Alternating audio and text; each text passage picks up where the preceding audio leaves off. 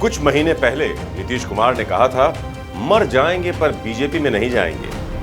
मर जाना कबूल है, उनके साथ जाना हमको कभी कबूल नहीं है, ये अच्छी तरह जान लीजिए। कुछ महीने पहले ही अमित शाह ने कहा था, नीतीश के लिए बीजेपी के सारे दरवाजे बंद हैं।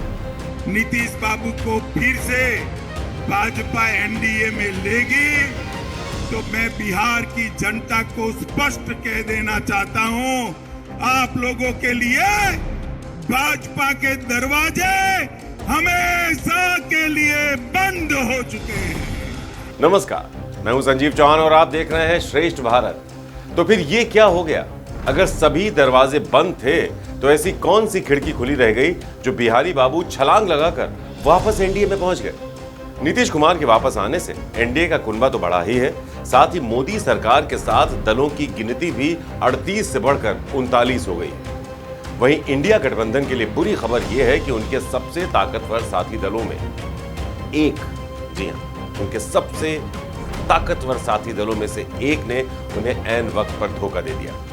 नीतीश कुमार की इस चाल के लिए कांग्रेस ने उन्हें गिरगिट का नाम दिया है। वहीं बिहार की लालटेन वाली पार्टी की खिसियानी बिल्ली खंभा नोचे वाली हालत हो गई। लेकिन इन सब के बीच बीजेपी मौके पर चौका मारने की स्थिति में आ गई, क्योंकि बिहारी बाबू के साथ आने से इस बार वाकई आगामी लोकसभा चुनाव में मोदी सरकार अपने एनडीए गठबंधन साथियों के साथ 400 का जादुई आंकड़ा पार कर सकती है। रविवार 28 जनवरी को नीतीश कुमार ने आरजेडी, कांग्रेस समेत तमाम विपक्षी दलों से महागठबंधन तोड़कर एनडीए का दामन थाम लिया है। उनकी पार्टी जेडीयू के शामिल होने के बाद बिहार में जहां एनडीए मजबूत हुआ, वहीं चुनाव में अब बीजेपी और सहयोगी दलों के बेहतर प्रदर्शन की उम्मीद भी बढ़ गई है। बीजेपी के समर्थन से नीतीश कुमार ने नवीं बार बिहार के मुख्यमंत्री बनने का अपना सपना पूरा किया है।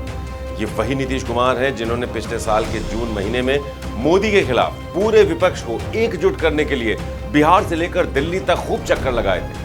17 विपक्षी दलों के साथ बैठकें हुई, उनको साथ लेकर भी आए। तमाम बैठकें हुई जिनका मकसद बीजेपी से मुकाबला करना और मोदी सरकार को सत्ता से बाहर करना था। बड़े बड़े दावे किए गए थे, कभी बिहार तो कभी महाराष्ट्र, कभी तेलंगाना तो कभी दिल्ली।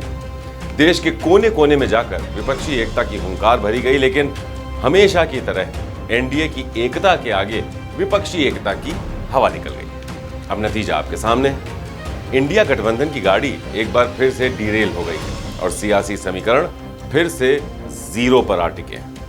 अब बुलंद आवाज में कहा जा रहा है कि नीतीश के एनडीए गठबंधन में शामिल हो जाने से बीजेपी को तगड़ा फायदा मिलने वाला है।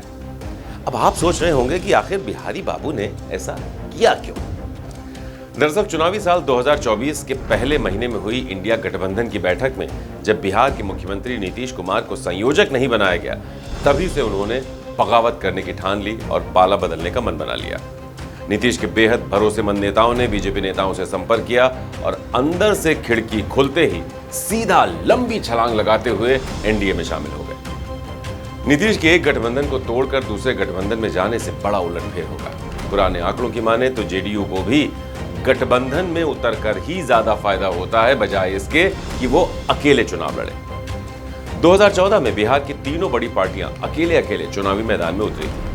नतीजे सामने आए तो नीतीश की पार्टी जेडीयू नालंदा और पूर्णिया की सिर्फ 2 सीटों तक सिमट कर रह गई थी, जबकि 2019 में एनडीए के साथ चुनाव लड़ने पर जेडीयू के खाते में आई 16 सीट, बीजेपी को मिली 17 सीट और पासवान की पार्टी एलजेपी को मिली 6 सीट। इस तरह से साल 2019 का वोट शेयर बताता है कि उस साल 39 सीटें जीतने वाली एनडीए का वोट प्रतिशत 54.40% था, जिसमें 22.3% योगदान जेडीयू से आया था।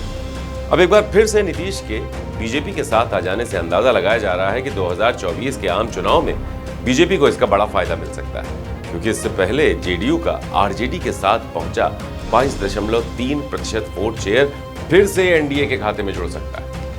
लगभग ऐसा ही कुछ 2009 में भी हुआ था, जब दोनों पार्टियां पहली बार एक साथ आई थी और करीब 38% वोट शेयर के साथ 32 सीटें अपने नाम की थी।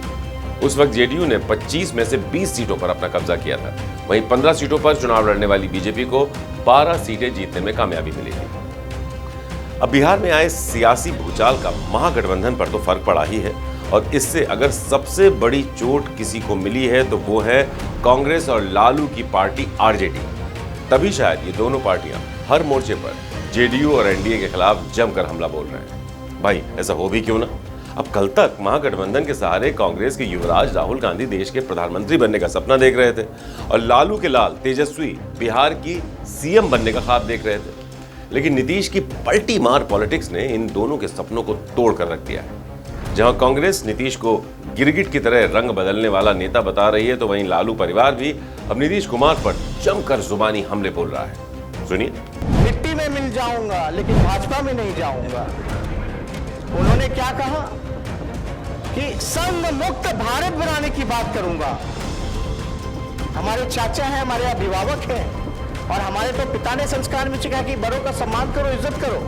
हम करते हैं, लेकिन आप बताइए कि बार बार धोखा देंगे, अपनी सत्ता के लालच में, कुर्सी के लालच में अपने विचारों का सौदा करेंगे, आरएसएस और बीजेपी के सामने घुटना टेकने का काम करेंगे, तो उसका विरोध ना किया जाए।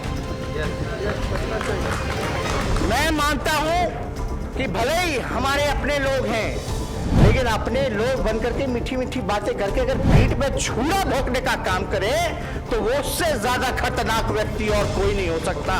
इसलिए हम सब लोगों को ऐसे व्यक्तियों का चिन्हित कर करके इसका विरोध करना चाहिए और सबक सिखाना चाहिए।